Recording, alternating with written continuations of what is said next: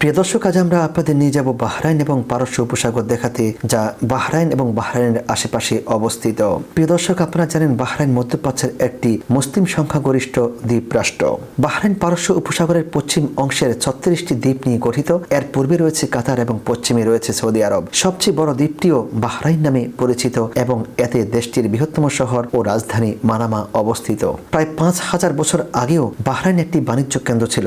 সব সময় এটি শক্তিশালী প্রতিবেশীদের অধীনস্থ ছিল। 1700 শতকে এটি ইরানের দখলে আসে। 1783 সালে মধ্য সৌদি আরবের আল খলিফা পরিবার নিজেদেরকে বাহরাইনের শাসক হিসেবে প্রতিষ্ঠা করে এবং তখন থেকে তারাই দেশটির শাসন করে আসছে। 1900 শতকের কিছু সন্ধি চুক্তির ফলে যুক্তরাজ্য দেশটির প্রতিরক্ষা এবং বৈদেশিক সম্পর্ক রক্ষার দায়িত্ব পায়। 1971 সালে স্বাধীনতার আগ পর্যন্ত বাহরাইন ব্রিটিশ প্রভাবাধীন ছিল। বাহরাইনের জনসংখ্যার 60%-এরও বেশি সেখানে জন্ম নেওয়া। এছাড়া বাহরাইনি শিয়া মুসলিমদের সংখ্যা সুন্নি মুসলিমদের প্রায় দ্বিগুণ। তবে সুন্নিরা বাহরাইনের সরকার নিয়ন্ত্রণ করেন। 1930-এর দশকে বাহরাইন পারস্য উপসাগরের প্রথম দেশ হিসাবে তেল ভিত্তিক অর্থনীতি গঠন করে, কিন্তু 1980 দশকের শুরুর দিকেই এর সমস্ত তেল ফুরিয়ে যায়। তবে দেশটি এই পরিবর্তনের কথা মাথায় রেখে আগে ভাগেই অন্যান্য শিল্পে বিনিয়োগ করে রেখেছিল এবং দেশটির অর্থনীতি এখনো উন্নতি করে যাচ্ছে। বাহরাইনি দিনার বিশ্বের দ্বিতীয় সব থেকে দামি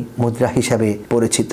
প্রিয় দর্শক, বর্তমান বাহরাইন অঞ্চলে ব্রোঞ্জ যুগে দিলমুন নামক সভ্যতার অস্তিত্ব ছিল। 5000 বছর আগেও বাহরাইন সিন্ধু অববাহিকা এবং মেসোপটেমিয়ার সভ্যতাগুলির মধ্যে সংযোগ স্থাপনকারী একটি গুরুত্বপূর্ণ বাণিজ্য কেন্দ্র ছিল। খ্রিস্টপূর্ব প্রায় 2000 অব্দের দিকে ভারত থেকে বাণিজ্য আসা বন্ধ হয়ে গেলে দিলমুন সভ্যতার পতন ঘটা শুরু হয়। 750 খ্রিস্টপূর্বাব্দ থেকে আসিরীয় রাজার বাহরাইনকে ক্রমাগত নিজেদের বলে দাবি করতে শুরু করে। 600 খ্রিস্টপূর্বাব্দের কিছু পরে দিলমুন আনুষ্ঠানিকভাবে নতুন বেবিলনীয় সাম্রাজ্যের অধীনে চলে যায়। এরপর অনেকদিন যাবৎ বাহরাইনের কোনো ইতিহাস খুঁজে পাওয়া যায় না। খ্রিস্টীয় 7ম শতক পর্যন্ত এটি গ্রিক নাম টিলুস নামে পরিচিত ছিল।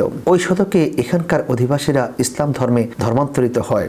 বাহরাইন ছিল আঞ্চলিক বাণিজ্য এবং মুক্তা আহরণ কেন্দ্র। 7ম শতক থেকে বিভিন্ন পর্বে এলাকাটি সিরিয়া উমাইয়া বংশীয় খলিফাগণ, বাগদাদে আব্বাসীয় খলিফাগণ, পারসিক, ওমানি এবং পর্তুগিজদের দ্বারা শাসিত হয়। শেষ পর্যন্ত বনি উতবা গোত্রের আল খলিফা পরিবার 1783 সালে ইরানিদের কাছ থেকে অঞ্চলটি দখল করে এবং তখন থেকে আজ পর্যন্ত তারা বাহরাইনের শাসক। 1830-এর দশকে খলিফা পরিবার একটি চুক্তি স্বাক্ষরের মাধ্যমে বাহরাইনকে একটি ব্রিটিশ প্রটেক্টরেটে পরিণত করে, অর্থাৎ যুক্তরাজ্য বহিরাক্রমণ থেকে দেশটির সুরক্ষা দায়িত্ব নেয় এবং এর বিনিময়ে বাহরাইন যুক্তরাজ্যের অনুমতি ছাড়া অন্য কোনো বিদেশি শক্তির সাথে সম্পর্ক স্থাপনের সুযোগ হারায়। বাহরাইনে বড় আকারে খনিজ তেলের উৎপাদন শুরু হবার কিছু পরেই 1935 সালে পারস্য উপসাগর অঞ্চলে ব্রিটিশ নৌবাহিনীর প্রধান ঘাঁটিটি বাহরাইনে নিয়ে আসা হয়। 1968 সালে যুক্তরাজ্য সরকার পারস্য উপসাগরের শেখ শাহিত রাজ্যগুলির সাথে ইতিমধ্যে করা চুক্তিগুলো রদ করার সিদ্ধান্ত নেয়।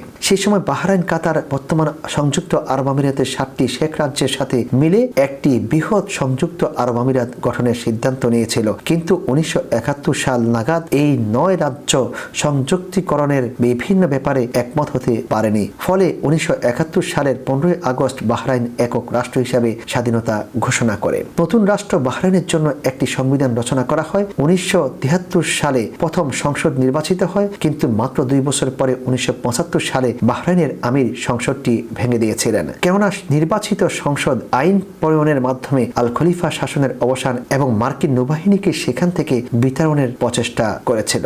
বাহরাইন 1971 সালে স্বাধীনতা লাভ করে। বাহার শব্দের অর্থ হচ্ছে সাগর আর বাহরাইন শব্দের অর্থ হচ্ছে দুটি সাগর। এটি একটি দ্বীপ রাষ্ট্র, এর চারদিকে রয়েছে সাগর।